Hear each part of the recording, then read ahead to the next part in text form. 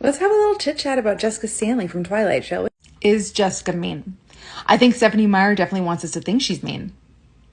And not just mean, I think kind of like superficial and shallow and frivolous and, a stupid girl. Meanwhile, when you look at the text, she's kind of just like a normal high school girl. She likes boys. She likes shopping.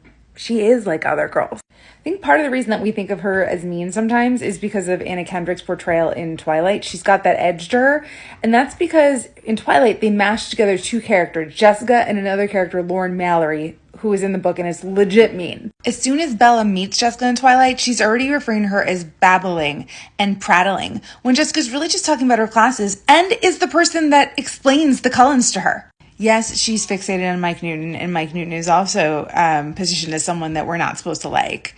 But again, she doesn't really do anything to Bella. And if I were Jessica, I'd have plenty of reason to believe that Bella was super weird, especially by the time we get to New Moon. And Bella is not a good friend to Jessica. We find out in Midnight Sun that Jessica's thoughts have an edge when it comes to Bella. When Bella first asks Jessica who the bronze-haired boy is, who Edward is, she goes, "Oh, good luck, idiot." She thinks that. And Edward's like, "I had this instinct to step between the new girl and Jessica's vicious thoughts, the darker recesses of her mind." She had a jealous thought, Edward.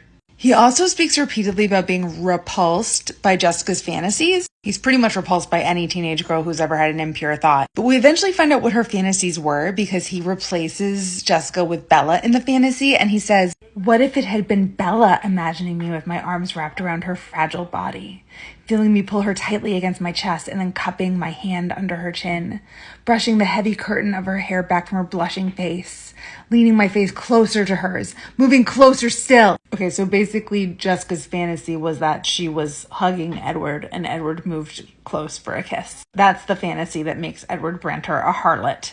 Can you imagine if Edward had access to Bella's thoughts, particularly in Eclipse? Like, he would board the first flight to Volterra. He'd be going to see the Volturi.